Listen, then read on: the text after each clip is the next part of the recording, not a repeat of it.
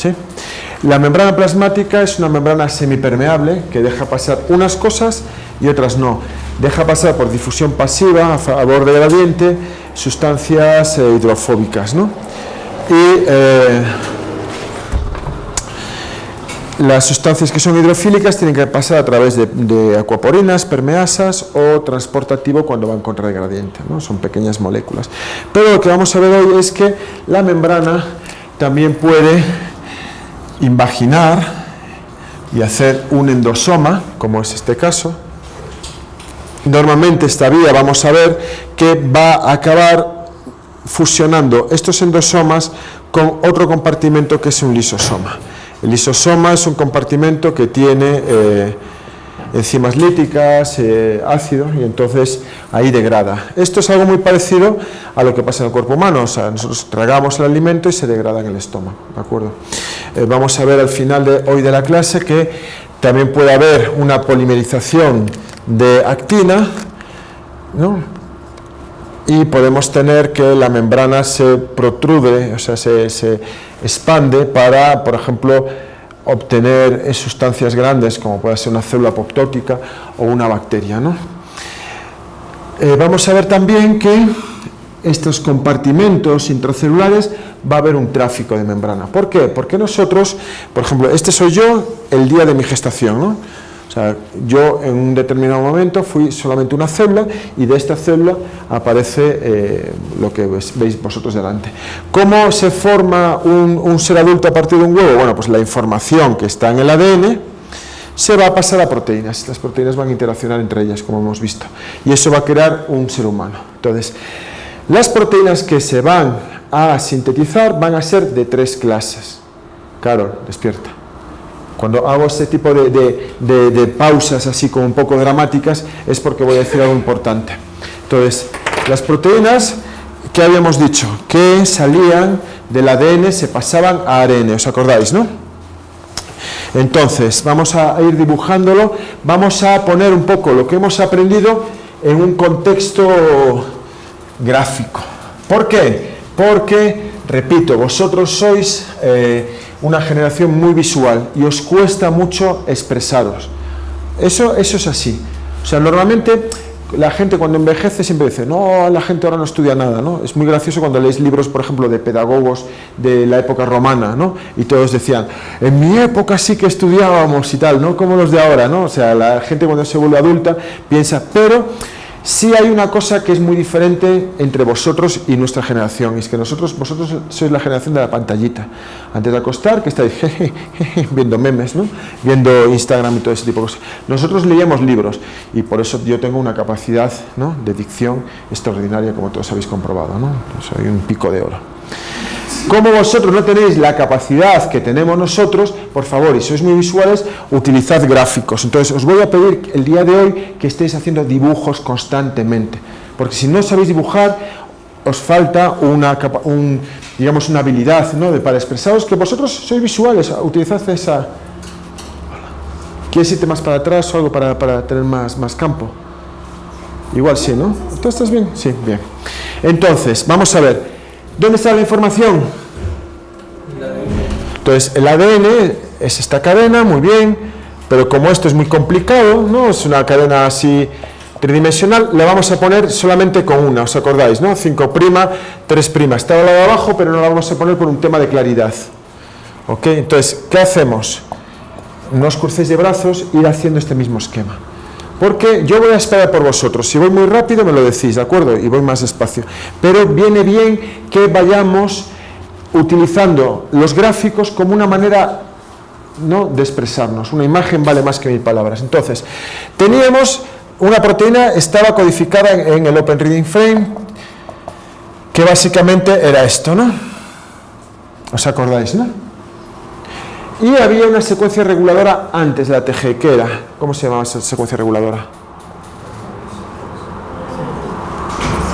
RBS, Ribosomal Binding Site. Y antes había otra, ¿cuál era? La TATA. Nicolás, tú estuviste en la clase anterior, ¿no? Sí, pues entonces no aproveches. Tú no digas nada. O sea, es decir, los que ya habéis estado en otra clase, no intervengáis para que Lenin o para que ¿no? Los demás compañeros tengan el chance, ¿no? de intervenir. Entonces, fijaros, esta información, a medida que nosotros vamos pasando el ADN a ARN y a proteínas, vamos perdiendo. Es decir, ¿cuál es la función de la caja Tata? Acordaos que de esto entra en el examen que tenéis la última semana de enero, ¿no? Que es el examen final. ¿Para qué sirve la caja Tata? A ver. Para que el ADN polimerasa se junte al... ADN no, la ARN. Ok, la ARN copia a partir del ADN la molécula de ARN mensajero, ¿de acuerdo? ARN mensajero. Este ARN mensajero salía así tal cual del núcleo hacia el citoplasma, o tenía un procesamiento.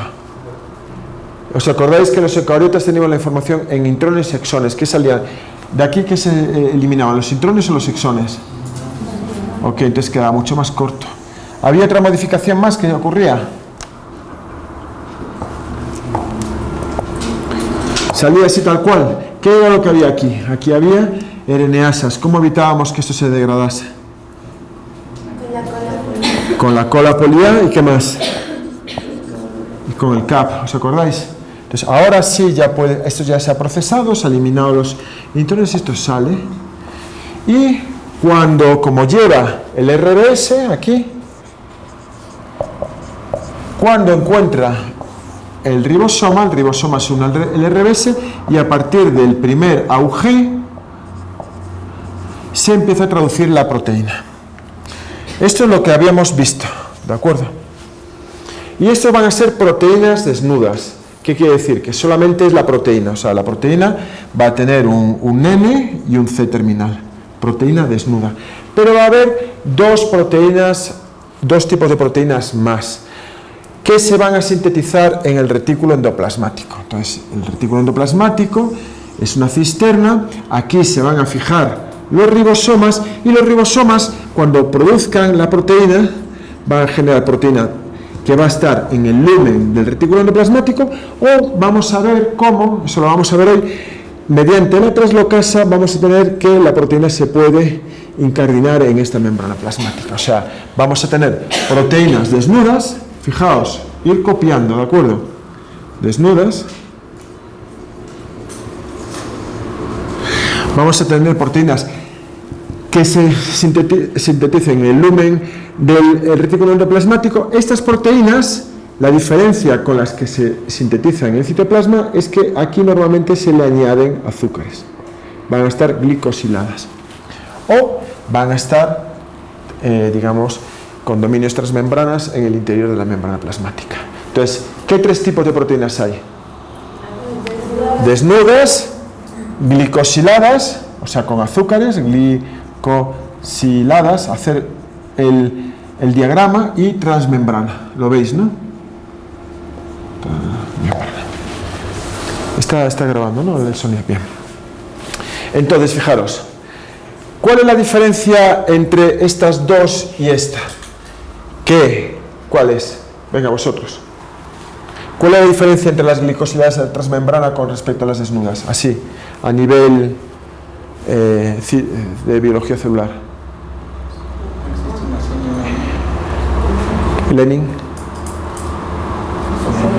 Lenin Moreno, acerca tu silla de ruedas aquí y enséñame. Que las transmembranas y las glicosiladas es mi letra. En el retículo endoplasmático, y la otra, muy bien, perfecto. ¿Tu nombre es, por favor? Julieta, es verdad. Muy bien, eso es como nosotros tenemos que interpretar los gráficos. Entonces, importante, las proteínas que van al citoplasma, al ribosoma del citoplasma, no llevan peptidoseñal, pero las que van a los ribosomas del retículo endoplasmático llevan una secuencia antes de la TG que se llama PS, peptidoseñal, que va a estar aquí. Y aquí va a estar el auge. ¿Lo veis? Entonces, si este peptidoseñal no existe, el ARN mensajero va al ribosoma citoplasmático. Si existe aquí esta pequeña secuencia, el ribosoma cuando se une aquí, va a ir al retículo endoplasmático, como lo vamos a ver ahora. A ver, haced el dibujo, por favor. Espero por vosotros.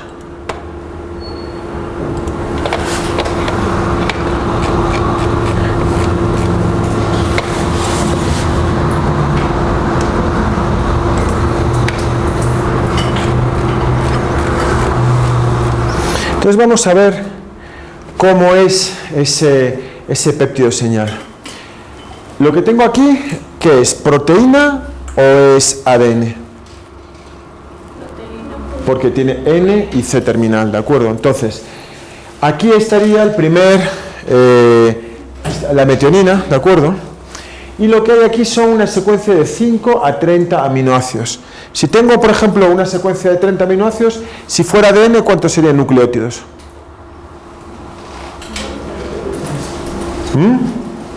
90 nucleótidos, ¿no? Bien, entonces, eso va a codificar para unos aminoácidos que van a ser o positivos o negativos. O sea, si son positivos van a ser lisina, arginina o histidina, los tres positivos, y si fueran negativos sería aspartico o glutámico.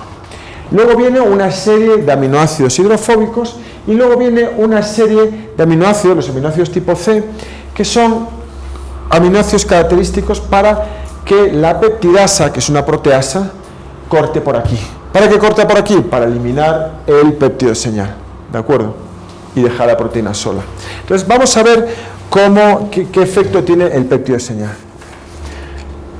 Bien, entonces, fijaros, cuando sale, esto es el ARN mensajero, se va a unir a un ribosoma. ¿El ribosoma es a dónde se va a unir en el ARN mensajero?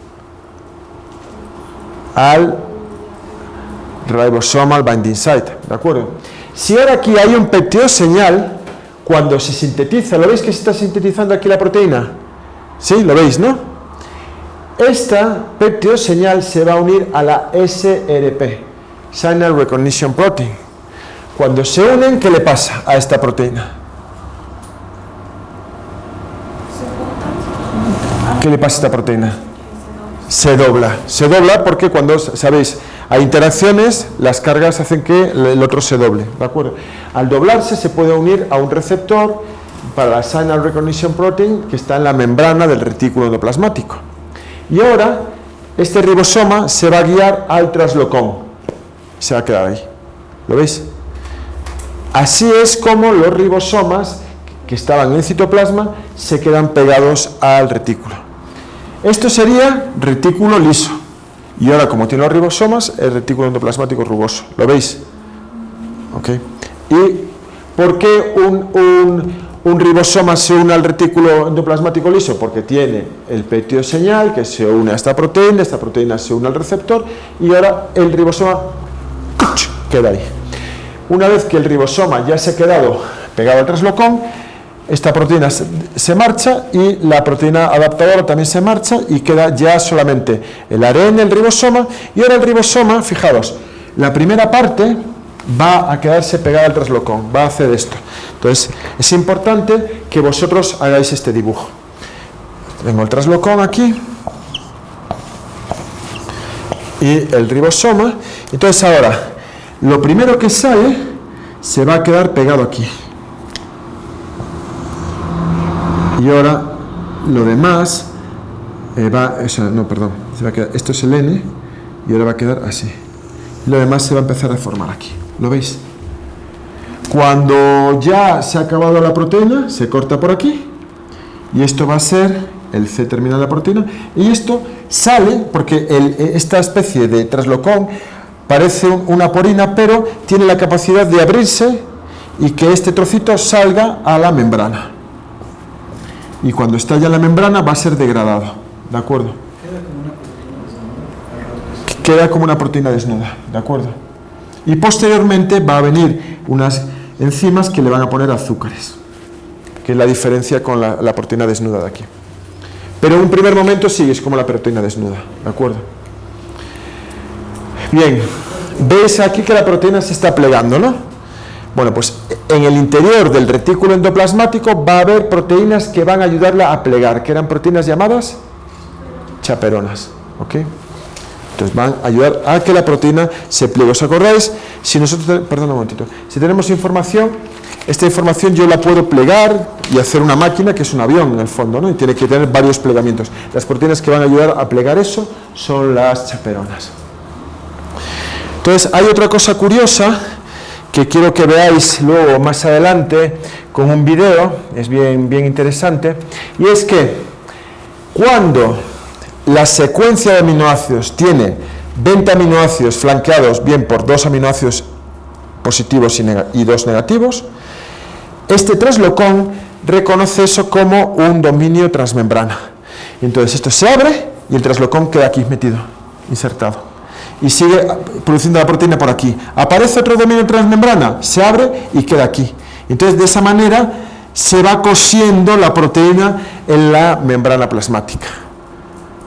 O sea, no solamente funciona como un canal para que la proteína se produzca en el lumen, sino que va abriendo si hay un dominio transmembrana y permite que ocurra esto, es decir, que la proteína quede como cosida.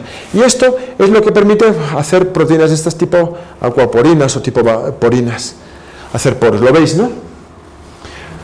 Es decir, si no hubiera este traslocón, nosotros no podríamos meter una proteína dentro de la membrana. ¿Por qué? Fijaos, voy a poner una proteína transmembrana así. Imaginémonos que tengo aquí esta membrana.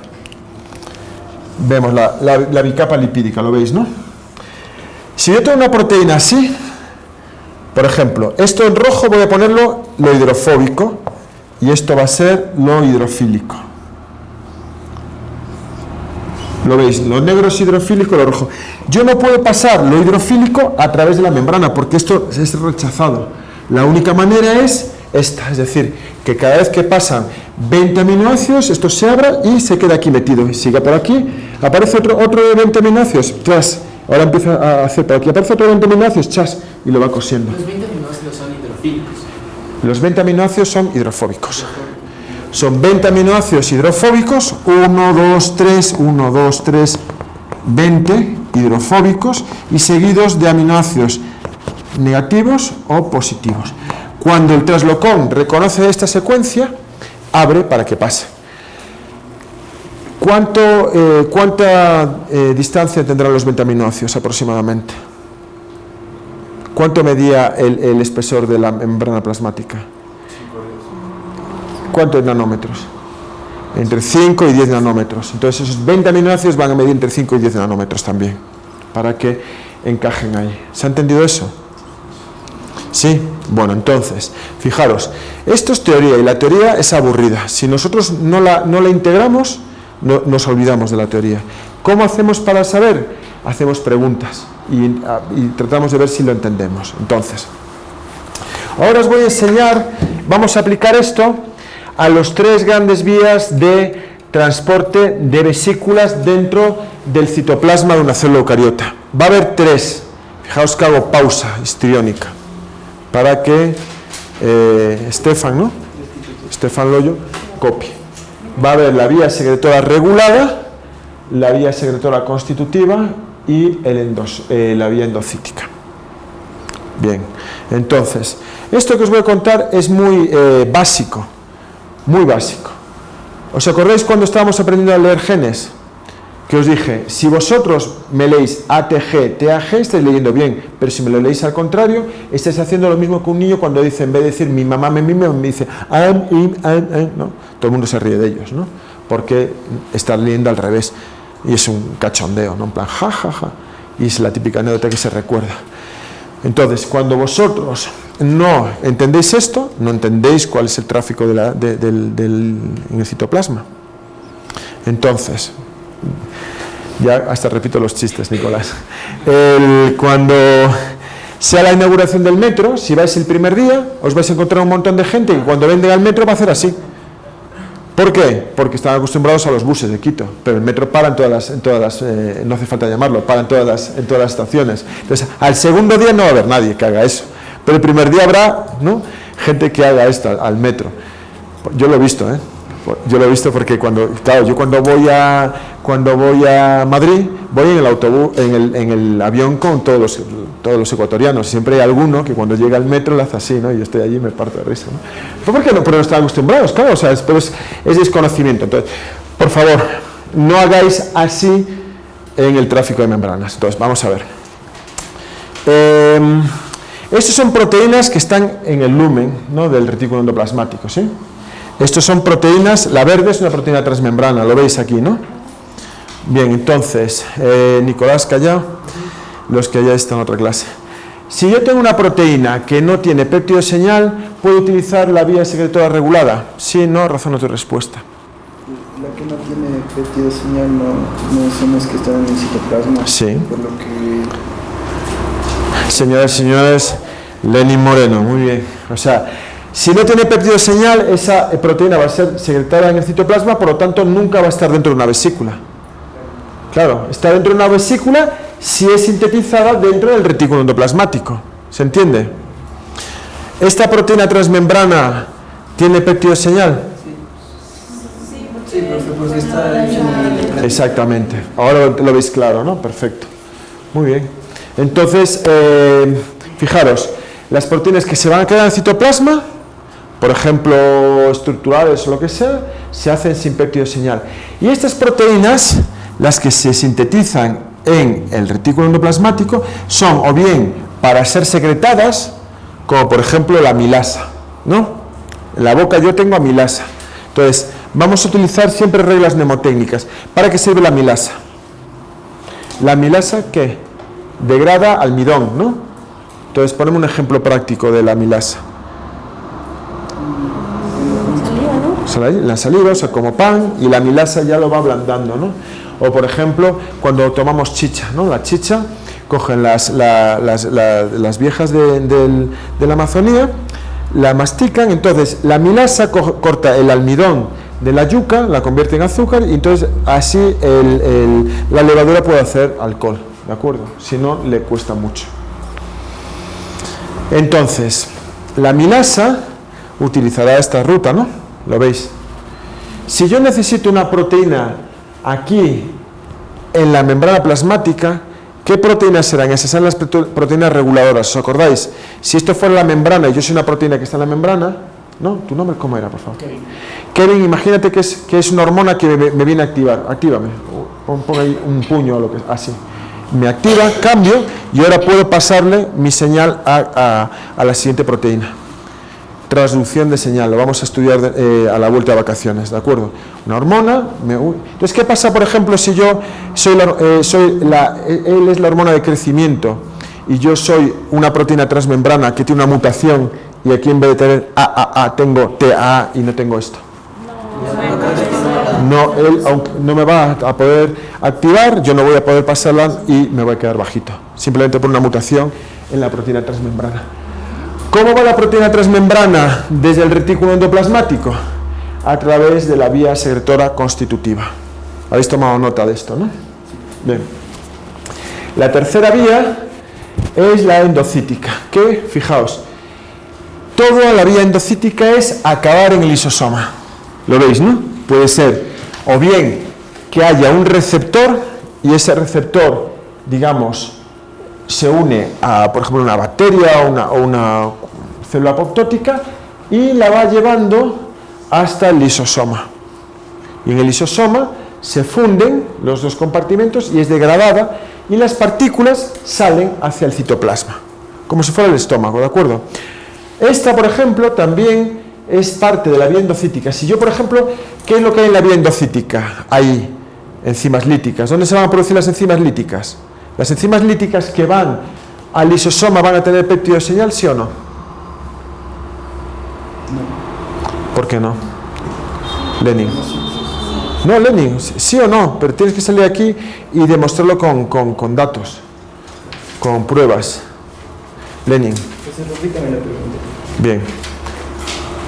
¿Esto es una proteína transmembrana?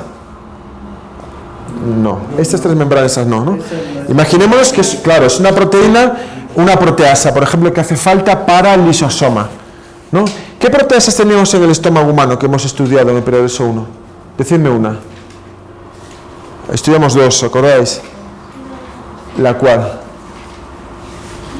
La quimiotripsina y la tripsina, ¿no? Pues imaginemos que aquí esto es una enzima, una proteasa que tiene que ser enviada por aquí. Mi pregunta es, una proteasa es una proteína. ¿Esta proteína ha sido sintetizada dentro del retículo endoplasmático o en el citoplasma? Sí, entonces, si está en el retículo endoplasmático, tiene peptidoseñal. Esos son como yo voy a preguntar esto en el examen, ¿de acuerdo? Voy a hacer así preguntas de jibiri, le voy a dar 1000 vueltas y por eso cuando estudiéis tenéis que haceros esas preguntas vosotros mismos. Otra vía que utiliza esto es cuando las proteínas están mal plegadas. ¿Os acordáis? Las proteínas van a ser plegadas aquí por chaperonas. Entonces, si yo tengo, por ejemplo, puedo coger, no te importa, esto, ¿tengo esta chaperona? Sí, pero la chaperona esta a lo mejor no la tengo, porque tengo una mutación o lo que sea. Entonces, como no voy a formar un avión de esto, esta proteína queda ahí sin ningún uso y cuando no se usa, viene otra proteína, le pone una marca y esa marca hace que la proteína se envíe al lisosoma para ser degradada y reutilizada, sus componentes, para que no se pierda nada. Kevin, ¿lo entendiste eso? O sea, siempre vas a tener... Espera, estoy preguntando, Kevin. No, o sea, la parte, por ejemplo, le señaliza la proteína y luego esa proteína que ya está señalizada va al lisosoma para que Ser degradada. Y ahí solo sirve como utilidad, como reciclaje. Ahí va como reciclaje. O sea, si yo puedo mandar dos tipos de proteínas al lisosoma, las líticas, o sea, las tipo proteasas, que van a funcionar, pero si hay una proteína que no funciona, hay un sistema, que no me voy a meter en él, de marcar a la proteína defectuosa y cuando se marca, se envía al lisosoma para que se degrade. ¿De acuerdo? ¿Sí? Bien. ¿Habéis hecho entonces este esquema? Seguro. Es decir, si no dibujáis, yo voy dando más materia. Entonces yo os animo a que hagáis, exactamente, claro, que vayáis haciendo dibujos. ¿Qué? ¿Dónde está? ¿Dónde está? Esto es, no, coge siempre full papel, ¿de acuerdo? Porque aunque a ti no te parezca, luego los dibujos siempre se expanden más, ¿de acuerdo? Entonces hacemos mucho trabajo. Bien, entonces, hoy vamos a ver todo esto. Vamos a explicar cómo se funden las membranas y también vamos a explicar cómo estas vesículas andan por el citoplasma. ¿Algunos se acuerdan de cómo andan las vesículas? Que ya se explicó cuando vimos lo del herpes labial. ¿Tú te acuerdas algo, no remotamente? Sí que Dime, Juliet. no fue cuando se activa una señal en el cerebro y eso justamente da la enfermedad del virus, activa el virus para que se formen herpes.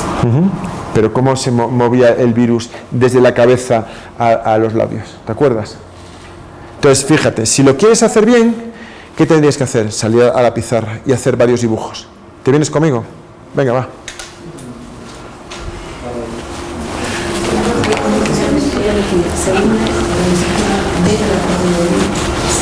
Entonces,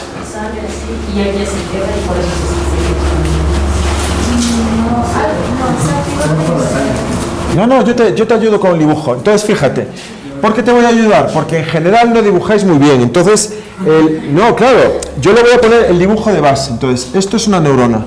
No lo hago por ser despreciativo, lo hago porque animaros a que aprendáis a dibujar de manera esquemática. Y esto es la boca, por ejemplo, así, vamos a pintar la boca así, ¿no? ¿Cómo va? Imagínate, esto es el ADN y aquí está el ADN del virus. Vamos a pintarlo así y ahora así. ¿Cómo va este virus? Aquí, aquí. Toma. ¿Te acuerdas?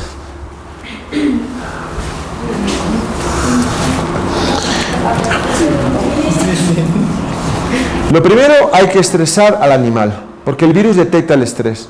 Yo cojo a Lenin, le digo, Lenin, nunca vas a ser médico mientras yo sea profesor de la UDLA. Eres una desgracia, bueno, lo machaco, lo buleo mal plan. Entonces, el virus siente el estrés y sale de aquí. Sale, o sea, el virus sale. Y al salir de aquí, ¿no?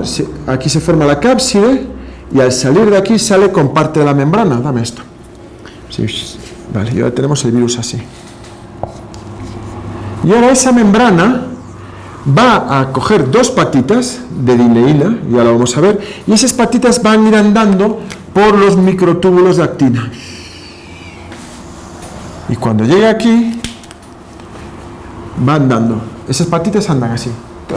¿Os acordáis del video? ¿No? Mete el ATP, sale un fosfato, sale el ADP, un ATP, sale un fosfato y va andando así. Son máquinas moleculares. Cuando llegan aquí, ¿qué pasa? Cuéntame tú. Dime, Juliette, venga, va. Toma. ¿Qué pasa ahí? De aquí se empieza a, tal vez, a dividir. No. ¿No? No, porque está una vesícula. Esta vesícula, luego vamos a ver cómo esta vesícula se funde con la membrana de la sinapsis mediante los SNERs, ¿de acuerdo? Al fundirse, pásame el rojo. Al fundirse, el virus sale y ahora el virus empieza a replicarse en las células de la boca. Pero tiene que salir. Y va andando. Ya sale sin membrana, ¿verdad? No, va con la membrana en las patitas. Y al llegar aquí, la membrana, ¿no ves? Se funde. No, se funde. Mira, mira. Juliette, hace esto. Hace así. Aquí, vamos a verlo. Son los SNERs, ahora no lo voy a explicar. Es como una especie de clip.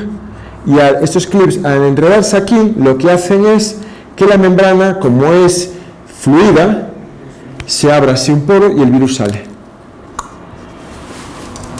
Ya, pero ahí el virus sale sin membrana.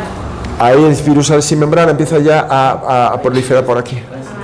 Entonces te crea aquí una población de virus muy grande, de manera que tú le das un bocadillo a alguien o le das se contamina a otra persona. Y el virus consigue salir del cerebro del bicho estresado a otros bichos, porque el virus a ti no te quiere, ¿de acuerdo? Te ve solamente como un hospedador.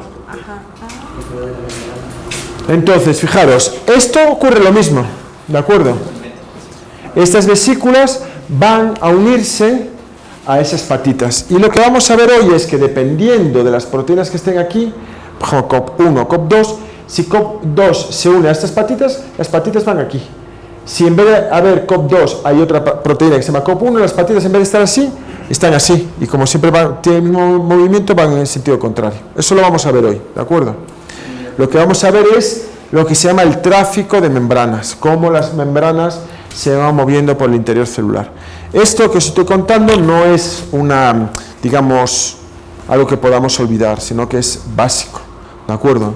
Es lo mismo que si tú vas a coger un transporte público, tienes que saber, ¿no?, cómo tienes que hacer.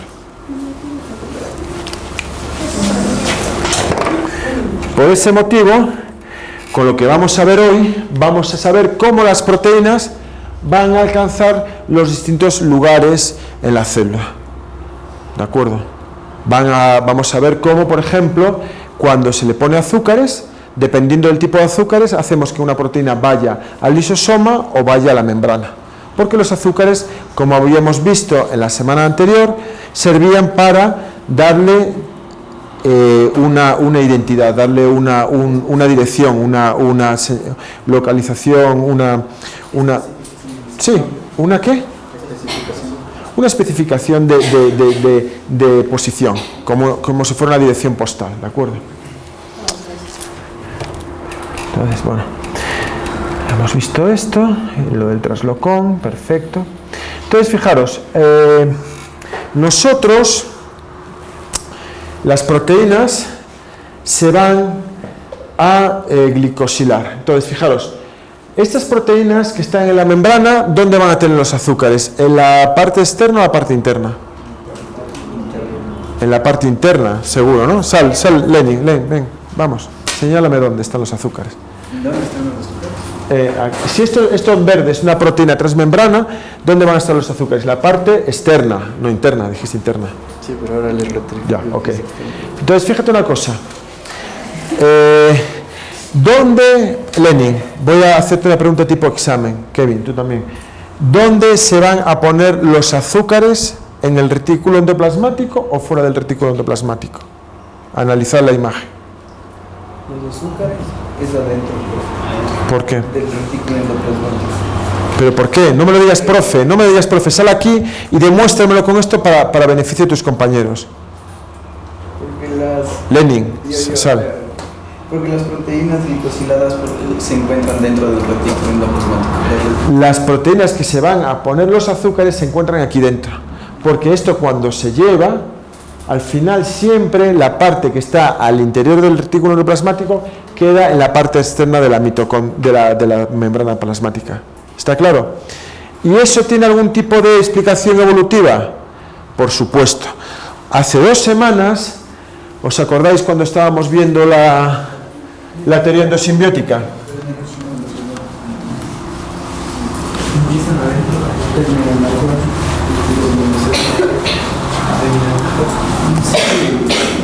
Fijaos, en la teoría endosimbiótica, ¿qué ocurrió en la membrana plasmática? ¿Qué se iba a invaginar?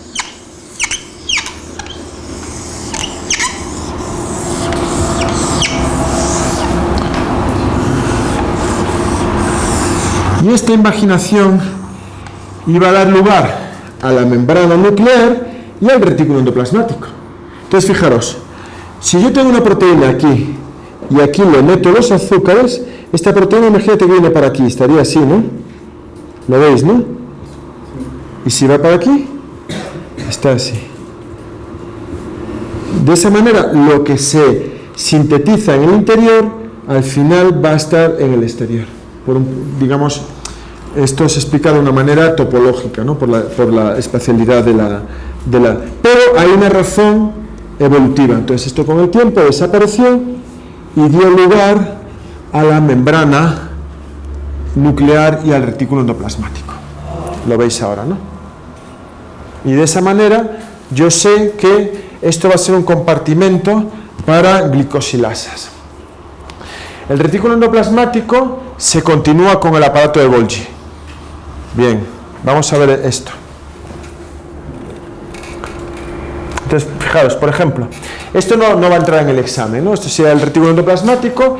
Cuando se pone una proteína transmembrana, los azúcares se van a unir o a la asparagina, los azúcares tipo N, o a la serina, los azúcares tipo S, ¿de acuerdo?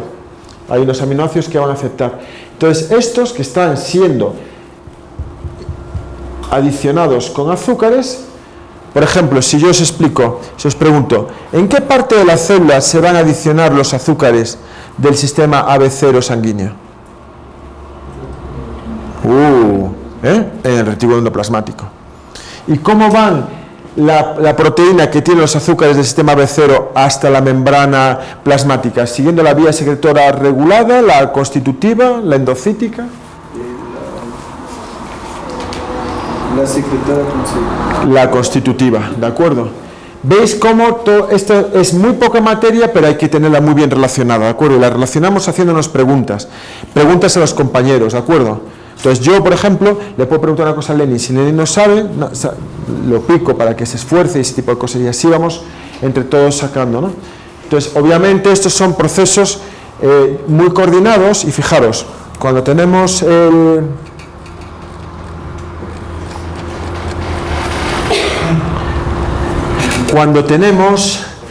esto es el esquema de la célula, ¿no?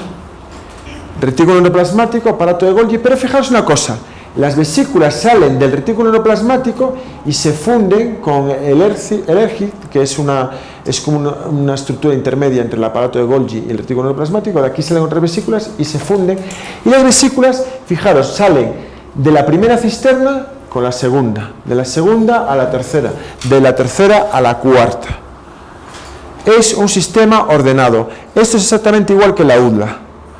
Entran los alumnos en primer semestre, pasan al segundo semestre, al tercero, cuarto, y luego salen de la universidad. No hay chance de que vayan del primero al sexto. ¿Por qué? Porque no habría porque aquí lo que tenemos es que, fijaros, hay una preparación, es como una cadena de montaje. Entonces es un sistema como el sistema Ford. Yo en el fondo soy un trabajador de una cadena de montaje. Yo llego aquí, os aprieto la tuerca de biología celular, salís, vais a bioquímica médica, salís, vais a genética, ¿de acuerdo?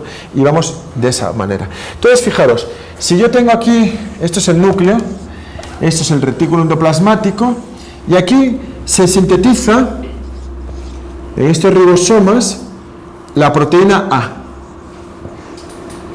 La proteína A puede tener dos destinos celulares dependiendo de los azúcares que nosotros le pongamos. Entonces, de aquí sale la proteína A, por ejemplo. Fijaros, es muy útil hacer este dibujo porque este dibujo lo que implica es línea de tiempo. Entonces, esta proteína A se va a fundir ahora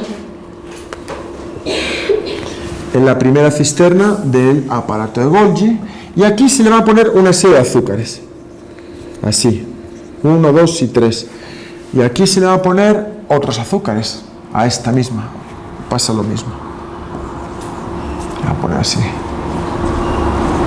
como una especie de té. Entonces esta luego pasan a la siguiente cisterna, y la siguiente cisterna, ahora tenemos esto. Esto os recomiendo de verdad mucho que en casa lo repitáis, porque si no lo hacéis así, pues no tenéis la memoria visual. Entonces, ahora, siendo la misma proteína, pero con azúcares distintos, esta puede ser una proteína que se vaya al lisosoma o se vaya a por ejemplo, a secretar en la boca, por ejemplo. O sea que los azúcares sirven como dirección postal, ¿no? Bien. Importante. ¿Cómo conseguimos? A nadie se le ocurre preguntar cómo conseguimos que esta vesícula, que sale de la 1, se una a la 2 y la 2 no se una con la 1. Bien. Eso tiene que ver con los SNRs, ¿no?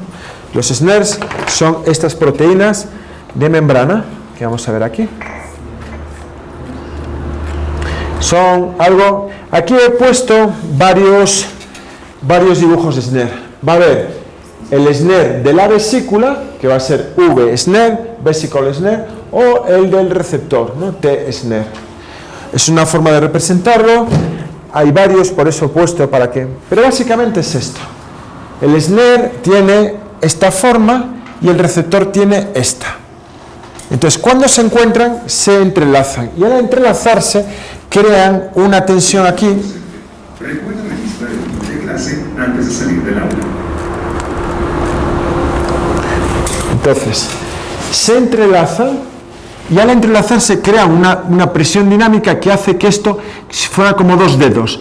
Y al apartar los fosfolípidos, como los fosfolípidos son dinámicos, se crea un poro que permite que salga o el virus, o salga el acetilcolina, o lo que queramos. ¿De acuerdo? ¿Os acordáis cómo cuando Juliet hizo cómo el virus salía de la... Lo veis ahora, ¿no? Entonces, si yo soy una vesícula que salgo de aquí, me voy a unir a la siguiente cisterna. Imaginemos que este es el retículo endoplasmático, esta fila, el aparato de Golgi 1, el 2, el 3. Entonces, Kevin, te ha tocado, lo siento. Tienes que poner tu SNR aquí. Entonces, lo que vais a ver, esto es para vuestro beneficio, el pobre Kevin está pasando un mal rato, yo lo sé. No te importa participar, ¿no? Mira para la cama y dile, estoy correcto con esto. Bueno, porque esto es un poco violento. Entonces, yo ahora cojo aquí y mis brazos se van a enrollar en los suyos, me voy a acercar mi pecho al suyo y entonces se va a crear un poro y se va a vertirme el contenido. ¿Por qué yo hago esto con Kevin? Porque mis SNRs y los de Kevin son complementarios. Pon los tuyos, pon unos SNRs un poco más raros. Así. Entonces yo con ella no soy capaz de interactuar. Me interactúo con él, ¿de acuerdo? Entonces de aquí saldría otra vesícula, pero tendría los SNRs para los de ella. Y de esa manera conseguimos que haya un tráfico ordenado. Claro. ¿Lo veis? De esa manera, esta vesícula tiene los SNRs apropiados para unirse aquí. Y aquí va a salir otra vesícula, pero esa vesícula que salga de aquí va a tener los SNRs para esta. Y de esa manera... Bien. Entonces ahora, ¿se ha entendido eso, los SNRs? Ok, dime, Juliet. En la cuarta línea, bueno, de... Sal, Juliet, porque te voy a hacer otra pregunta a ti. ¿Por qué justamente aquí ya se empieza a romper? No aquí. Bueno, esto que está aquí todavía no se sabe mucho. ¿Por qué? Porque estamos trabajando en microscopías y cuando hacemos preparaciones, muchos de estos son túbulos que cuando se hace la preparación microscópica aparecen como vesículas. pero no está todavía claro que no sean túbulos como aquellos que habíamos visto, ¿sabes?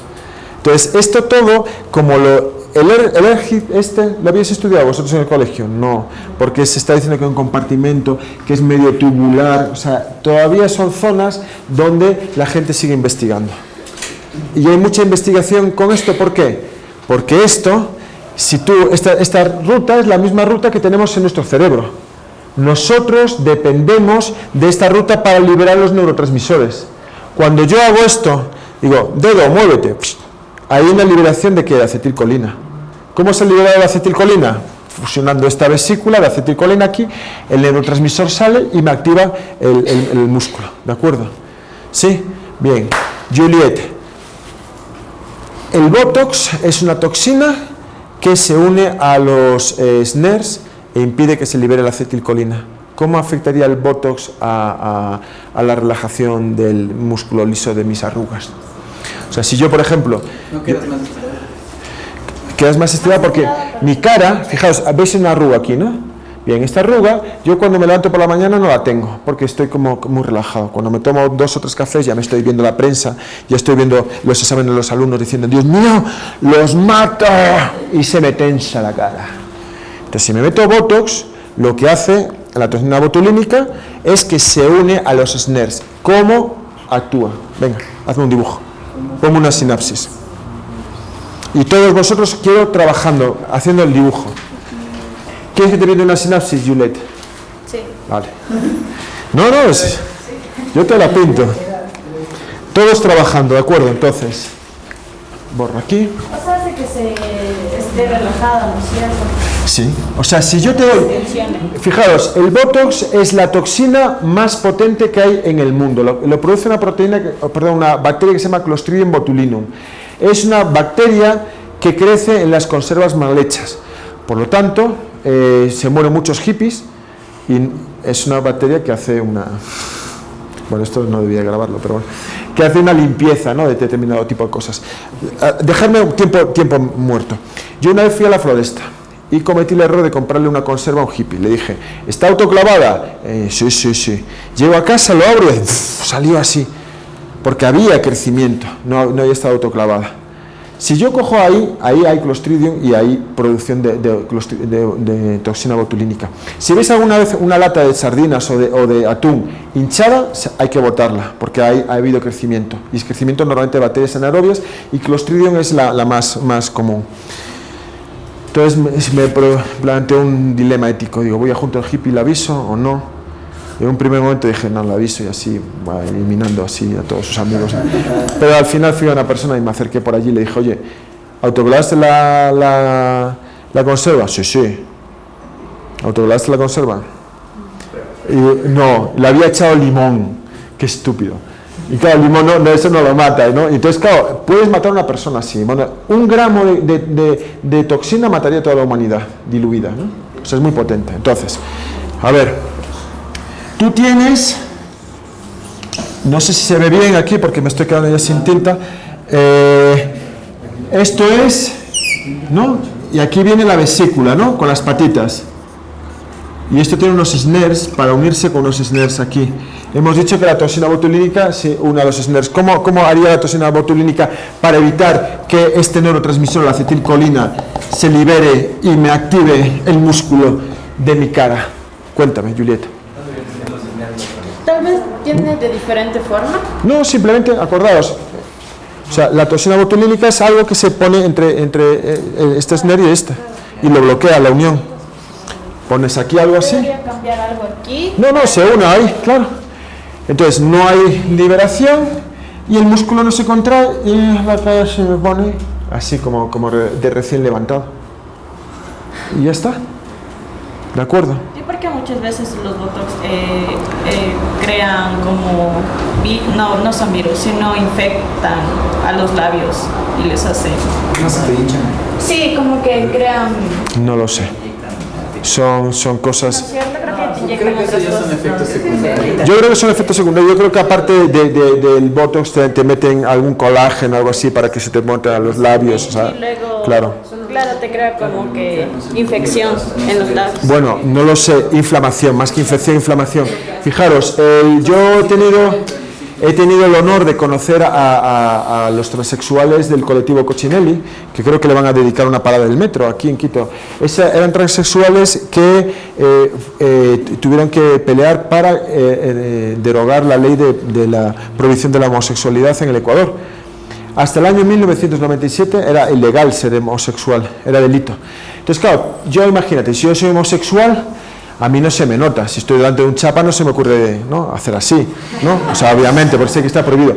Pero si soy transexual, como los transexuales no podían trabajar, tenían que prostituirse, y entonces muchos chapas iban al puente del Guambra, los cogían y los extorsionaban. Y claro, quedan muy poquitos porque antes de la prohibición la vida media de un transexual en el Ecuador era de 30 años solamente, porque se morían de palizas y sobre todo porque, como tenían que cambiarse el aspecto físico, ¿no?, se metían productos en la piel, ¿no?, productos para hacer los labios más turgentes, los pómulos, pero como no tenían acceso, porque no tenían dinero, a buenas clínicas, iban a garajes a hacerse eso. Entonces tú cuando conoces, aparte de las cochinas, la cara está así como caída, porque la piel ha sufrido muchísimo. Es el precio que han tenido que pagar por hacer, digamos, feminizar su cuerpo, ¿no? Su cerebro es femenino, pero los rasgos eran masculinos y tenían que cambiarlos. Entonces se inyectaban, supongo que será algo por ahí, ¿no? Al inyectarse aceites y cosas así, el sistema inmune a lo mejor lo reconocía como extraños, producía una reacción inflamatoria y la piel pues ahora se les cae. Pero hay que reconocer que hicieron algo justo, que fue erradicar una ley que era injusta. Bueno, las leyes están para respetarlas, pero hay leyes que hay que cambiarlas, ¿no? Y la prohibición de la homosexualidad era una, ¿no? Bueno, entonces vemos cómo si bloqueamos esto, pues bloqueamos la liberación de acetilcolina y ese tipo de cosas, cómo funciona el Botox. Entonces, vemos que hay una serie de vesículas que van hacia adentro, es decir, hacia el núcleo, y otras van hacia afuera, ¿de acuerdo? Entonces, para que haya orden, las membranas van a tener distintas composiciones de lípidos. Estoy hablando despacito, ¿no? Cuando hablo despacio es porque estoy intentando introducir un concepto, ¿no? Entonces, por ejemplo, tenemos una alumna ahí sufriendo ya de los rigores de la selección natural, del estrés. Entonces, vamos a ver, imaginémonos 3 compartimentos. ¿Qué compartimentos tenemos? Por ejemplo, retículo endoplasmático, endoplasmic reticulum, porque está en inglés, o Golgi complex, o plasmatic membrane. Entonces, vemos que la composición varía: fosfatidilcolina, fosfatidilserina y esfingolípidos, ¿de acuerdo?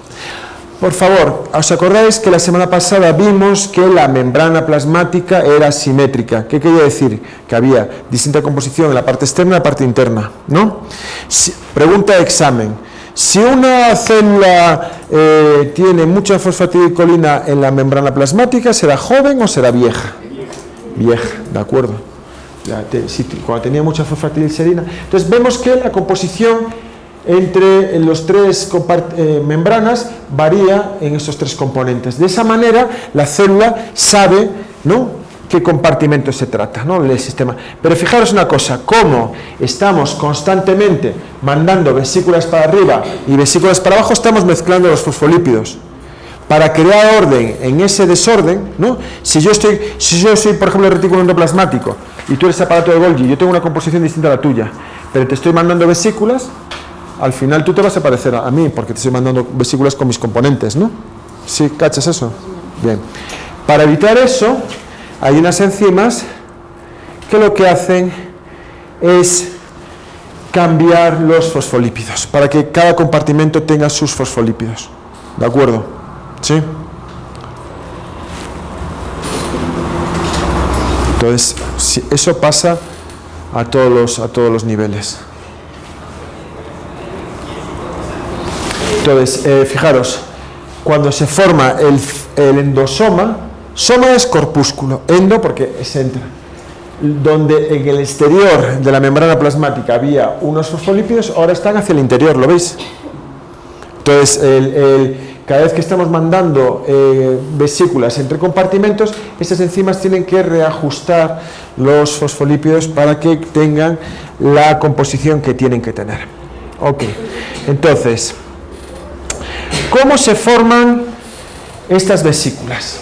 Estas vesículas se forman mediante este sistema que vamos a analizar ahora. Cuando digo analizar, quiero que hagáis el dibujo. Bien. Este es las proteínas COP2. Las proteínas pueden ser COP2 o COP1. Son muy parecidas, pero ¿cuál es la diferencia? Vamos a verlo aquí. Antes de hacer el dibujo, lo vamos a ver aquí. Si una vesícula se rodea de proteínas COP2, las patitas, que vamos a ver la próxima semana, van del núcleo hacia el exterior. Pero si ponemos el COP1, las patitas en vez de engancharse así, se enganchan de la otra manera, y como las patitas siempre van hacia la misma dirección, van hacia abajo. O sea, del exterior al núcleo. Del exterior al núcleo, ¿ok? Entonces vamos a analizar el COP2 y quiero que hagáis el dibujo. Fijaros, es un sistema que depende de 3 elementos. COP2, cuando no está polimerizado, está plano, ¿de acuerdo? Si en el interior del retículo endoplasmático veis que hay como unos receptores, aquí no se ve muy bien, pero es como una especie de Y, ¿de acuerdo? Cuando este receptor se une a algo, este cambia de forma y se une a esta guanidín trifosfato, ¿no? A esta proteína. Y al unirse, ahora se une el COP2. Es como un sistema de receptor, SAR1 y COP2. Pero fijaros, el COP2 ahora ha cambiado de forma. O sea, yo soy,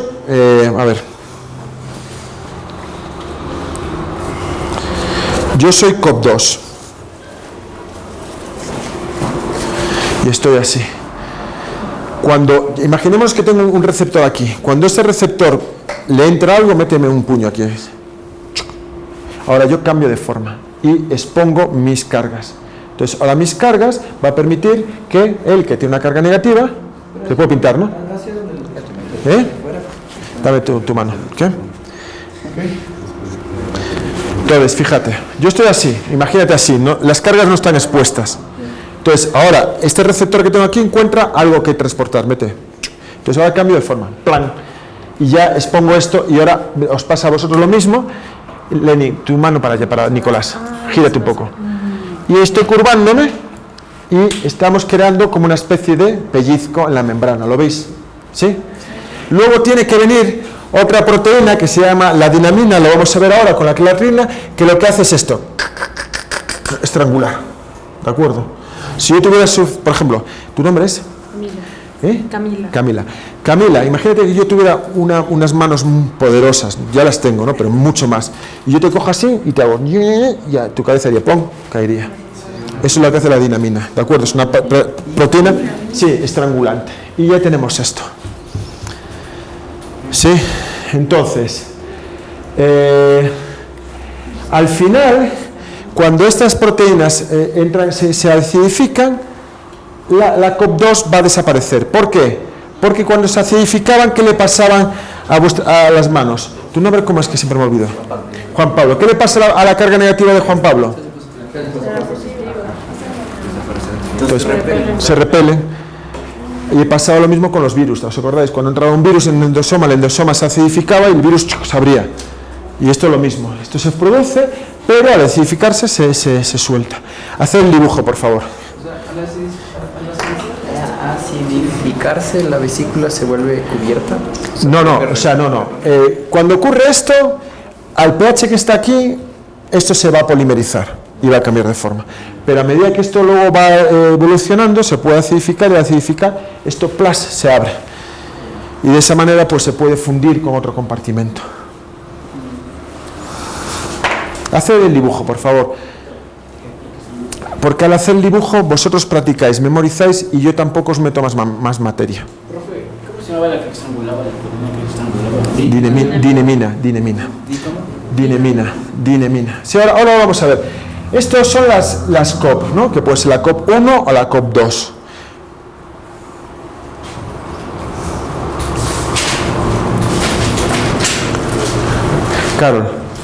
Carol, yo soy una vesícula, ¿de acuerdo? Con COP2. Aquello es el núcleo, aquello es la membrana plasmática. ¿Hacia dónde voy? que me lo diga Caro. Mira, Caro, que está como un conejo cuando se le da con las luces largas en la carretera, se queda así como... Porque yo, vamos al dibujo. Claro. Membrana plasmática, núcleo, ¿a dónde voy? Se une a la... ¿Seguro? A la glutamina. Perfecto. De acuerdo, voy en esa dirección. Si yo estuviera recubierto de COP1, iría para otro lado, ¿de acuerdo? De esa manera, Carol, lo que conseguimos... Espera un momentito. De esa manera lo que conseguimos es recircularizar. ¿Entiendes? Porque si solamente la membrana saliese de un sitio, aquí se quedaba sin membrana. El sistema tiene que ser, ¿no? Un ciclo, ¿ok? Si mandamos, tenemos que traer de vuelta. O sea, es como lo típico. Tienes un montón de cestas. Estás despachando, las cestas tienen que venir por otro lado. ¿Sí? Bien. ¿Es para reciclar la membrana? Sí. La membrana. Y este sistema es también, por ejemplo, el de la clatrina, que vamos a ver ahora.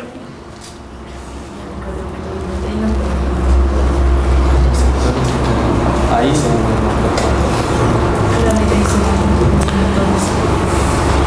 Y esto, como comprenderéis, es súper básico, ¿no? O sea, para entender el cerebro, para entender un montón de drogas, vamos a entender también cómo, por ejemplo, tuberculosis juega con esto. O sea, tuberculosis, si yo se hiciera la prueba de tuberculina, descubriría que todos somos positivos aquí para la tuberculosis. Lo que pasa es que, ¿por qué? ¿Tu nombre otra vez? Que nunca me acuerdo. Camila, perdón, además es un nombre muy bonito. Camila, por ejemplo, estoy convencido de que tiene tuberculosis. Pero ¿por qué no parece tuberculosa? Porque no está estresada. Lo mismo que el herpes. Si yo a Camila la buleara mal plan, ¿no? Dije, nunca en tu vida, no. Mientras yo esté aquí en la aula, mi propósito en la vida es arruinarte la vida. Entonces, en ese momento, la bacteria siente y empieza a proliferar y tú tienes tuberculosis. Entonces, vamos a ver cómo la tuberculosis, por ejemplo, como muchos otros patógenos, lo que hace es quedarse en esto jugando con la acidificación. Ahora vamos a ver.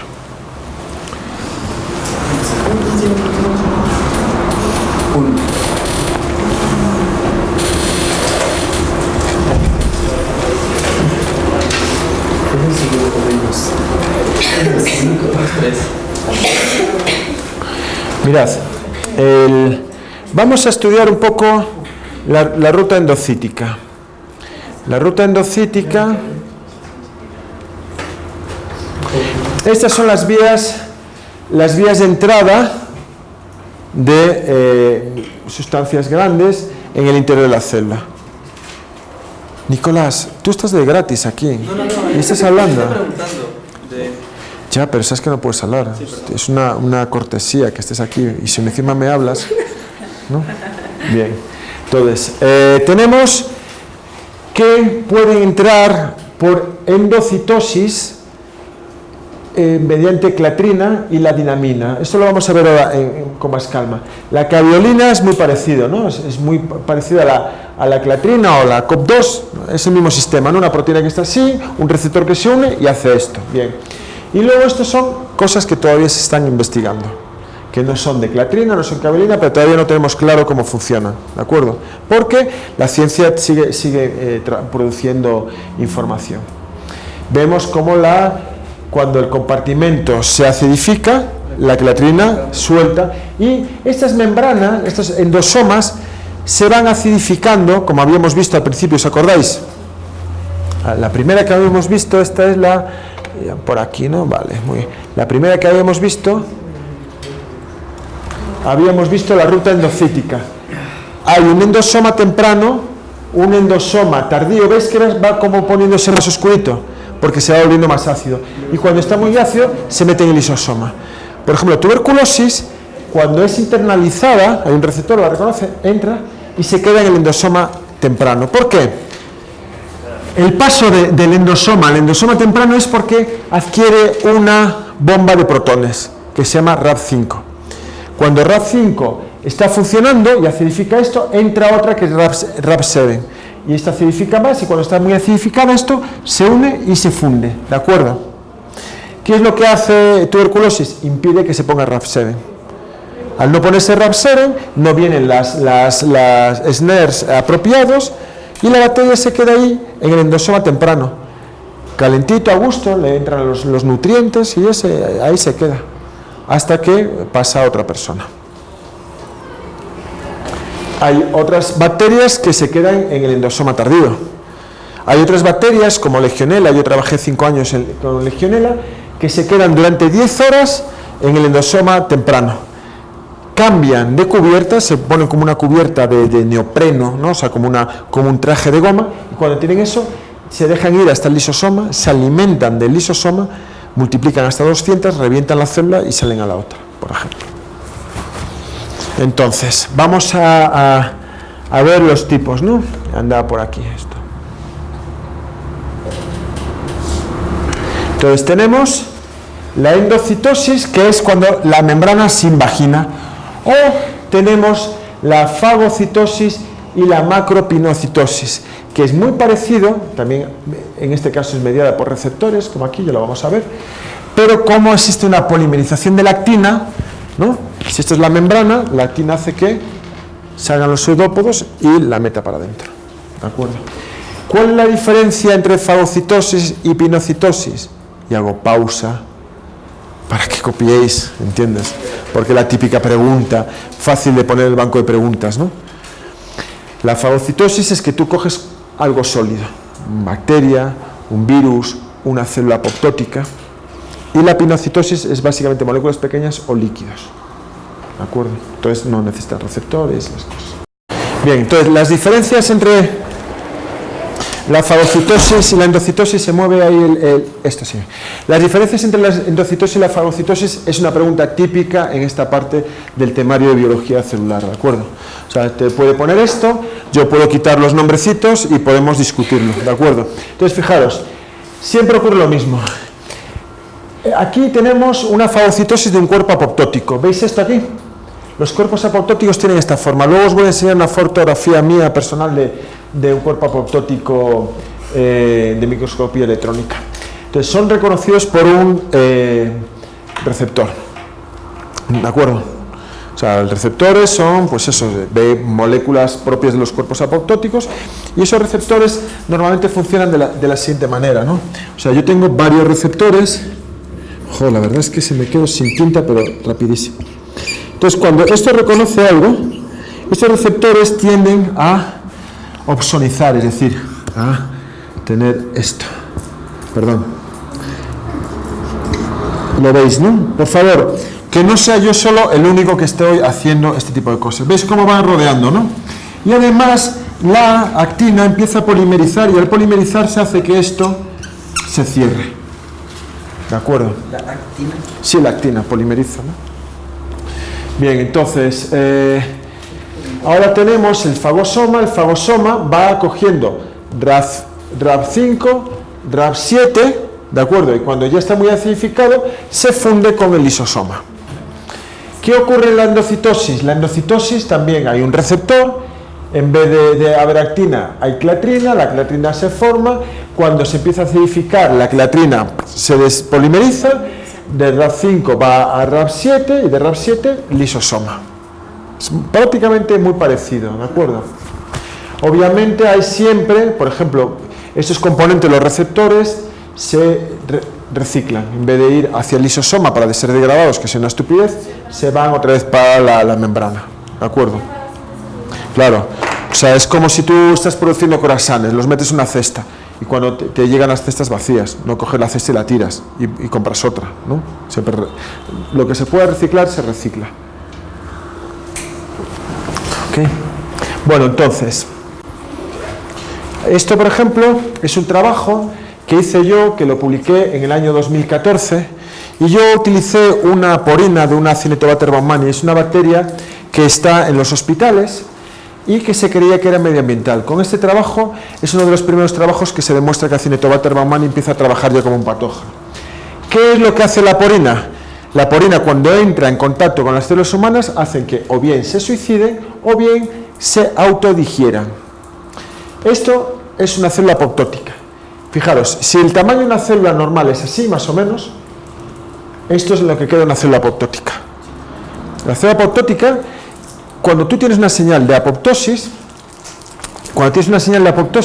es una señal que es un feedback positivo. Tú te suicidas porque te suicidas.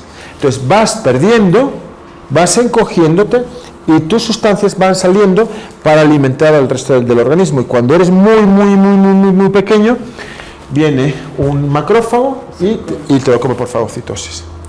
La autofagia es distinta. ¿Por qué? Porque la autofagia, la célula se come, pero no quiere morirse, se resiste a morir. Entonces, por ejemplo, vosotros veis esta pierna, ¿no? Esta pierna, ¿no? Con esta musculatura lograda con muchos años de entrenamiento y retos y tal, ¿no? Esta pierna ha subido al Cotopaxi, ha hecho maratón, ha hecho las de Dios. Bien. Ahora, si yo entro en una huelga de hambre, esta pierna me acaba como a mi brazo. Pero las células no se mueren. Imaginemos que ahora esta pierna acaba como a mi brazo. Yo vuelvo a comer, la pierna vuelve a recuperar su forma original. ¿No? Lo típico que habéis visto, el típico niño en África, ¿no? Que está antes y después, gracias a la ONG esta, ¿no? Que es súper buena y tal. Ese niño no ha perdido células, sino que se ha consumido. Hay mucho estudio. Entonces, ¿veis esto? Estos son lo que se llaman fagóforos, que es algo parecido a esto. Es un tipo de compartimento especial, a ver si lo encuentro, porque siempre... No sé, aquí. Entonces, lo primero en la autofagia y lo mismo que la apoptosis, está mediado por las mitocondrias. ¿Por qué? Porque las mitocondrias son antiguas bacterias, y las bacterias, cuando estaban en estrés, si todos somos una población de bacterias clonales, es decir, todas iguales, y tú las estresas, hay alguna bacteria que revienta para beneficio de las demás. Es un comportamiento altruista. Eso que os estoy explicando no está todavía en los libros porque todavía no sabemos cómo se gestiona el altruismo. Sabemos cómo se gestiona el egoísmo, porque es más fácil entender el egoísmo que el altruismo, pero la lógica del altruismo no la entendemos. Y las bacterias lo hacen. Entonces, por ejemplo, cuando esta bacteria está, digamos, en estrés, manda una señal y esto se crea una vesícula, se empieza a aplanar y crea como esa especie de estructuras de varias capas que se llaman estructuras de cebolla, y su destino final es la degradación en lisosoma y para que alimente al resto. ¿De acuerdo? ¿Por qué os cuento esto? Porque ha habido mucha investigación en la autofagia, porque, fijaros, no se sabía que las personas deprimidas tienen autofagia en el cerebro. El cerebro... claro, exactamente. El cerebro detecta el estrés y ¿cómo actúa? Pues comiéndose. O sea, si yo estoy en estrés, tengo que, ¿sabes?, alimentar. Entonces, tú cuando estás con full dopamina, full estrés, ¿no? Camila, ¿no? Camila, no vas a probar, vas a morir, no. O sea, la estreso, su vida la hago miserable, ¿no? Le digo a todos los profesores, no, tal, todo el mundo la mira mal. Entonces, ella siente ese estrés y su cerebro empieza a entrar en autofagia. Os cuento esto porque, por ejemplo, los antidepresivos se pensaban que eran para regular la serotonina, y se ha visto que no tiene nada que ver con la serotonina. El cerebro del depresivo es un cerebro que se está autodigiriendo. Cuando tomas un antidepresivo, reviertes esa situación. ¿De acuerdo? Entonces, si hace falta tomar un antidepresivo, se toma, pero muchas veces se abusa de ellos. En Europa y en Estados Unidos los ríos van llenos de fluoxetina, porque la enfermedad de los países desarrollados es la soledad, y la soledad produce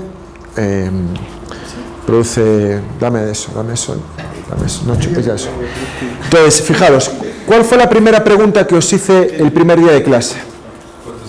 Claro, había la tercera parte, 0 hijos, una tercera parte 1 y una tercera parte 2, solamente 2. Esa tercera parte que no va a tener hijos, va a tener perritos, y llega un momento que el perrito ya no te da más de sí. Y esa gente va a estar sola, se van a hacer mayores y nadie te va a querer. Porque hoy en día, a ella, por ejemplo, es joven y es atractiva, pero cuando sea vieja, ya no tiene tanto sex appeal, acéptalo.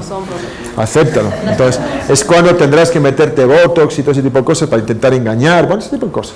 Pero serás triste, entonces acabas tomando este tipo de cosas. Entonces, ¿cómo se consigue no estar deprimido? Con familia, con amigos, farreando, haciendo deporte, ¿no? Teniendo, por ejemplo, la gente, eso se ha estudiado en los campos de concentración. La gente más culta sufría menos en el campo de concentración. ¿Por qué? Porque a mí me pones así y yo tengo una cabeza tan ordenada que tengo cosas en que pensar. Si no tienes cosas en que pensar, te deprimes mucho más. Y es verdad, la gente más culta tiene más resiliencia ante el estrés porque tienes un montón de cosas en que ocuparte. Yo soy súper creativo, o sea, si no es una cosa, es la otra. Y luego lo que ayuda también mucho, que esto está demostrado, es tener en quien descargar la frustración, que en este caso sois vosotros, ¿no? No, lo digo porque la gente más longeva son aquellos que tienen un enemigo. Por ejemplo, los jardineros. El enemigo de los jardineros son los topos. Entonces ellos están todo el día cazando topos y eso les relaja. Aunque si tú estás en un trabajo con un jefe que te está machacando y estás comiéndote todo eso, eso te envenena por dentro. Bueno, ya le conté a Nicolás, voy a repetirlo porque la anécdota es tan buena que es que tengo un amigo que es el neurocientífico Castro Rivadulla, o sea, el que daba las descargas aquí ese le dieron una beca y fue a dar charlas por todo el mundo de divulgación científica a los centros Cervantes y se fue a Bombay y dijo, encantado, dijo, he encontrado el trabajo de mi vida, o sea, qué tipo más feliz. Resulta que el centro Cervantes estaba al lado de un templo que había full monos y los monos entraban en el centro Cervantes y robaban cosas. Entonces tenían un tipo con una vara solamente para pegarle a los monos y el tipo era feliz. O sea, tú imagínate, tu trabajo es estar detrás de un tal, viendo al mono y cuando viene el tele, ¡paca!, le metes. O sea, y así todos los días. O sea, ¿qué vas? A pegarle palazos a los monos. El tipo era feliz. Entonces, esas cosas son importantes para evitar la depresión, ¿de acuerdo? Y creo que vamos a ver ahora cómo funciona la clatrina. La clatrina, habíamos visto que era importante en la endocitosis y es mediada por receptores. Hay una proteína adaptadora, la adaptina. ¿Y qué pasa a la clatrina? La clatrina tiene esta forma, fijaros. La clatrina forma un triskel, ¿no? Es muy parecido al símbolo celta, ¿no? O parece una esvástica, pero solo de 3 brazos. La clatrina, fijaros, crea esferas perfectas, por eso, si os fijáis, tiene mucho la forma de los balones de fútbol actuales. Esa es la clatrina. Entonces, obviamente son cadenas y aquí se representan de manera con puntitos azules. Entonces, la clatrina, cuando el receptor se une a algo, cambia de forma y luego, ¿qué viene? ¿Cómo se llamaba esta? La dinamina. ¿Qué función tenía la dinamina? Estrangular. ¿Y por qué pasaba esto? No, profesor, era porque se despolimerizaba por las caras, ¿te acuerdas? Tu mano, ¿ves? La mano se ha puesto acidificada, más positiva, bien, y se va. Entonces vamos como siempre. Todo esto parece muy fácil ahora, pero vamos a verlo en ejercicios. ¿Por qué? Porque es la manera que nosotros tenemos de chequear. Si alguien damos una explicación a un compañero y nos pone cara de quiero matarte, es que lo estamos explicando mal. Y cuando me lo hacéis eso en el examen, yo obviamente os mato.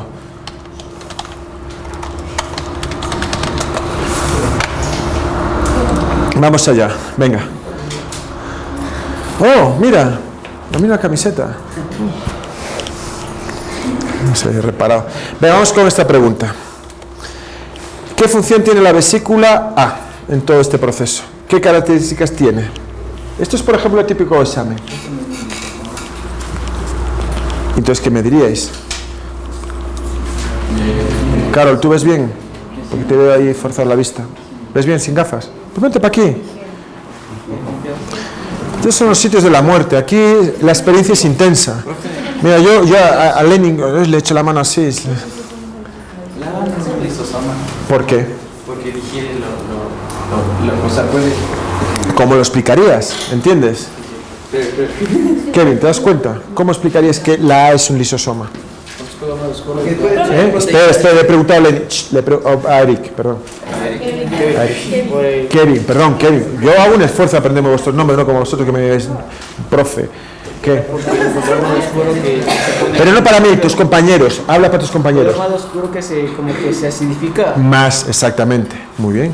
Y porque sabemos que la ruta endocítica al final es siempre el lisosoma. ¿De acuerdo? Muy bien. Perfecto. Entonces lo ha dicho perfecto. Es el destino final el de la endocitosis. Hay una acidificación. ¿De acuerdo? Perfecto. Vamos con la B. ¿Qué nombre tiene este compartimento? El B.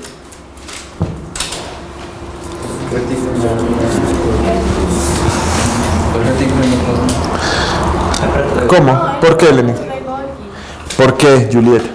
Porque primero, porque se une a un plasmático del aparato de Golgi. B, usted pide el B. Todo lo B.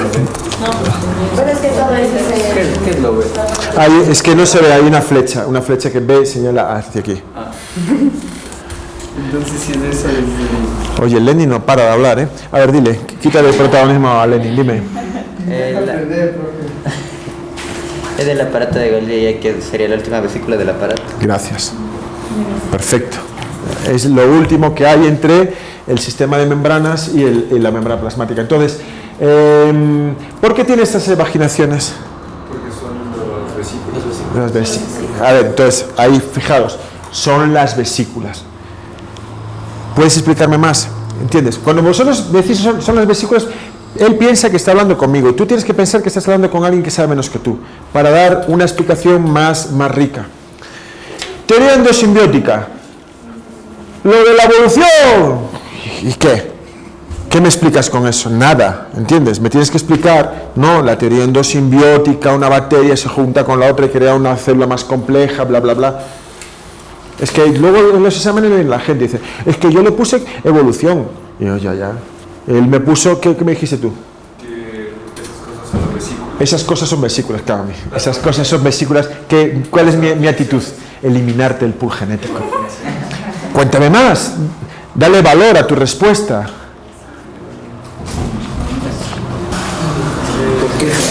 Claro, estas vesículas que van hacia allí, ¿qué van a tener? ¿COP1 o COP2? Deja a Carol, animal. Carol, ¿te acuerdas? COP1, ¿para dónde iba? Vamos allá, entonces hay que estudiar así, ¿de acuerdo? No, hay que ir a los datos, entonces vamos allá.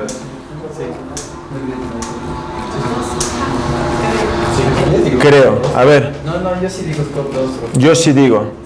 Sí, es COP2 porque va del núcleo. Vale, perfecto, muy bien. Bueno, no es del todo cierto. Vamos a ver por qué la COP2 solamente va del retículo endoplasmático hasta el aparato de Golgi, no va del aparato de Golgi hacia afuera. Pero bueno, un poco tendría... Sí, la COP1 va desde el aparato de Golgi para atrás, ¿no? Pero que sepáis eso, o sea, que tenéis que explicarlo. Hay un proceso de vaginación, ¿no? Y ese proceso de vaginación, ¿esa unidad de receptor, sí o no? Sí. Y si está unido al receptor, está unido a un sustrato. ¿Se produce la evaginación cuando no hay sustrato? No, porque las proteínas, de acuerdo, no. Entonces, eso es todo lo que me tienes que contar. Cuando tú me dices, sí, porque son evaginaciones, le digo, pues 0,5 de 2. ¿Entiendes? Porque no es una respuesta rica. ¿De acuerdo? Seguimos. C. ¿Cómo se llama la molécula C? ¿Por qué está unido a un receptor? ¿Cómo me explicaríais eso? Sale de aquí, ¿no? ¿Cuál era la principal molécula que producía la invaginación de la ruta de los endosomas?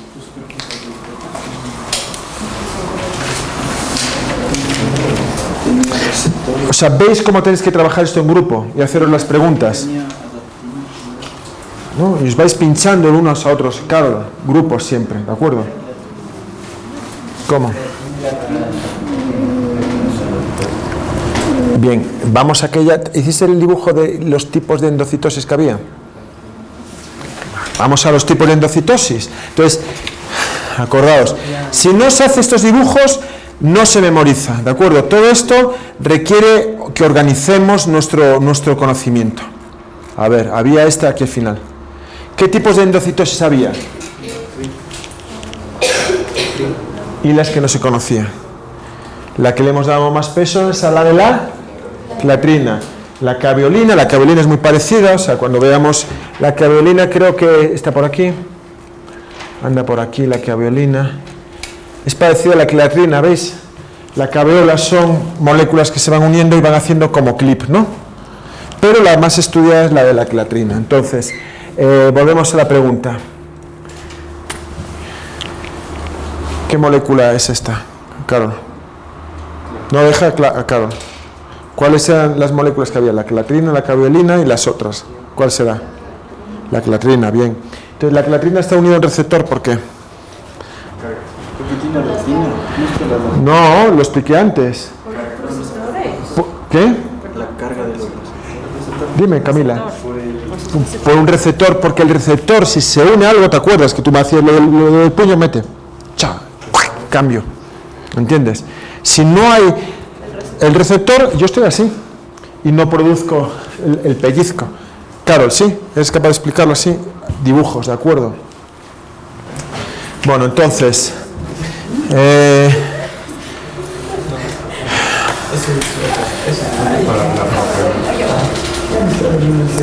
Entonces, fijaros, por ejemplo, en la ruta endocítica es la que va desde el endosoma temprano, el endosoma tardío, hasta la fusión con el lisosoma.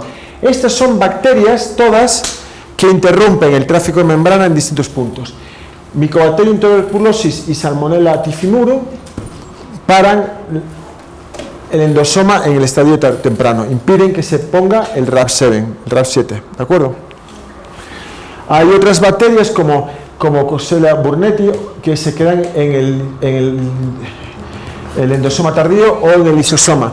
Por ejemplo, Legionella, que yo he trabajado con ella, deja el endosoma temprano, digamos como indigesto, como en paro, durante 10 horas. Durante ese tiempo se cambia de su composición de lípidos y permite que el endosoma se convierta en tardío y vaya al lisosoma. Y crece dentro del lisosoma, dentro de esos ácidos y todo eso. Se multiplica hasta 200 y rompe la célula por dentro. Fijaos una cosa muy curiosa, Legionella neumófila puede matar a humanos, pero no es un patógeno humano. Legionella neumófila vive comiendo amebas. Las amebas son como grandes depredadores de bacterias. Pues Legionella se deja comer y luego come al parásito por dentro. Es como si yo fuera por África, me dejara comer por un león y luego me lo comiera yo por dentro. Ese es el tipo de depredador que es. ¿Por qué mata a humanos? Porque en los aparatos de aire acondicionado, aquí no hay mucho, pero por ejemplo en la costa sí, producen gotitas con Legionella, porque ya hay amebas en el aire acondicionado. Si un viejo respira eso, la Legionella le empieza a comer todos los macrófagos y lo mata. ¿De acuerdo? Entonces, no es un patógeno humano, es que ella está acostumbrada a comer amebas y nuestros macrófagos son exactamente igual que las amebas, entonces ya sabe lo que tiene que hacer. ¿De acuerdo? Bueno, ¿alguna pregunta más queréis que hagamos? Venga, va. Por ejemplo, describe el proceso incluido en la elipse E, o sea, en esta parte. ¿Qué pasa aquí?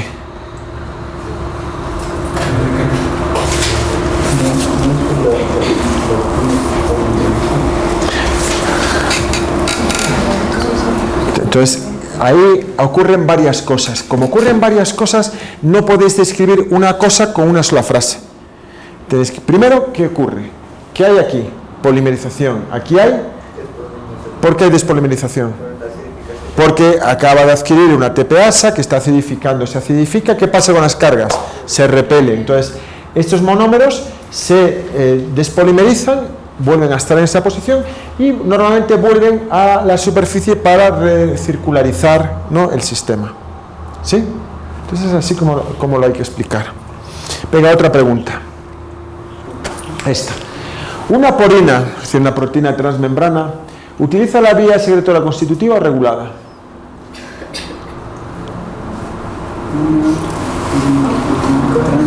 transmembrana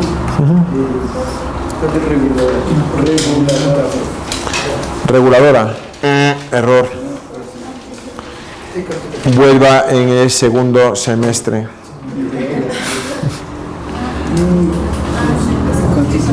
Constitutiva. ¿Cómo los dominios hidrofóbicos de esta proteína transmembrana llegan a estar dentro de la membrana plasmática? ¿Gracias a qué? Las señales que... A las señales. No, a las señales. Juliet. Vuelva. Siguiente. ¿Cuál era, cómo se llamaba aquella cosa que hacía esto? La traslocasa, ¿de acuerdo? El traslocón. ¿Y de qué dependía? De que hubiera 20 aminoácidos. O sea, tenéis que contar toda la historia. Si no contáis toda la historia, a mí no me dais. ¿De acuerdo? De esto y de lo que vimos la semana pasada, la próxima semana tenemos el examen, después del feriado, que vosotros estaréis estudiando y yo no. Ya subiré fotos ahí, yo en el Tena remando, en una pagoda haciendo yoga. Ok. Bien, si esto fuera, en vez de ser una proteína, fuese un gen, ¿dónde estaría el ATG? ¿En A o en B? Oh yeah. En B, mira, ya quien lo ha visto, claro. Ella no la ve claro. ¿Alguien quiere compartir conocimiento con ella? Da igual, ¿no? O sea, ella que solamente se dedica a que cambie de carrera y se pasa a audiovisuales, ¿no? A ver, ha estado grabándome para vuestro beneficio. Explicarle por qué ve.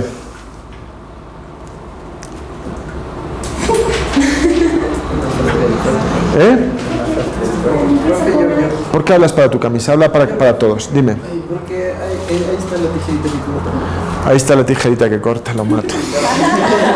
Lo mato, te lo juro que lo mato, o sea, lo mato. Para ahí, para que lo vea. Pero sí es ahí. A ver, ¿aquí qué tipo de aminoácidos había? ¿Qué tipo de aminoácidos había? ¿Positivos o negativos? ¿Hay alguna metionina aquí? No, entonces no puedo ver una ATG, la ATG está aquí. Este es el Open Reading Frame. Ok, esa es la respuesta, como se tiene que resolver. Tú juega y te veo el próximo. A ver, una proteína que se sintetiza en un ribosoma de citoplasma tendrá péptido señal. Razona tu respuesta. Proteína que se sintetiza en un ribosoma citoplasmático tiene péptido señal. No lo necesita. El péptido señal solamente es para que se una a la recognition signal protein, es al receptor y se bla, bla, bla. Eso me contáis todo eso, ¿de acuerdo?